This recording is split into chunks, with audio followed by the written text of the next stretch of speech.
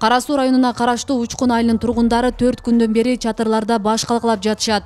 Өзгөчө Кырдаалдар министрлиги туруксуз аба ырайынан улам кооптуу аймакта жайгашкан 15 үй бүлөнү 20 мартта мына ушул жайга көчүргөн. Элеттиктер көп жылдан бери көчкү коркунучу бар аймакта жашап жатканын айтып, тиешелүү жактарга арызданып келишкен. Бирок өзгөчө Кырдаалдар министрлиги өткөн жылы гана Учкун айылына жашоого болбойт деген корутууну чыгарган. Анткени менен ушул күнгө чейин жашоочуларга жер маселеси чечилген эмес. Эми мынтип жаан жаган учурда үйлөрүн таштап чыгууга аргасыз болушуда.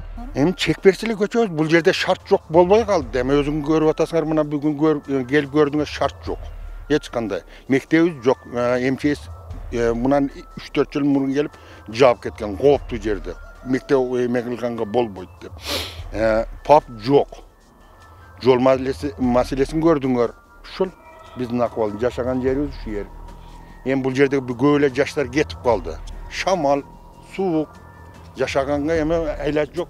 Келип жашап атышат. Тургундар аба ырайы турукташмайынча убактылуу чатырларда жашоого мажбур. Жергиликтүү бийлик тарабынан отун суусу камдалып, жарык тартылып, тамак аштанда жардамдар көргүзүлүп жатканы айтылды. Ал эми айылдыктар турак жай салууга жерди тез арада чечип берсе деген талап менен турушат. Биздин ушу 86 үй бүлө жан ушул жерде көчкүнүн астында жатабыз. Кудай деп. Бизге жардам бергендер ушу МЧС келип бизди жылдырып мына кашат калып чыгат, кайта ар жылы кайта киребиз. Ушул акыбалдабыз. Айыл өкмөт дайыма келип ушу бизге көмүрүбүздөн бери, немелерибизден, светибизден бери киргизип ошол жардам берип атат. Талабыбыз ушу көчкүнүн тагынан бизди жылдырып бери ак немеден ак теректен чек беребиз деп атат. Ушул чекти берип койсо бизге эл ошондо кичине өзүнө келип жылып өздөрүнү неме кылып алат эле. Айыл өкмөт тараптан светтерин тартырып бердик, печка көмүрлөрүн алып келип бердик.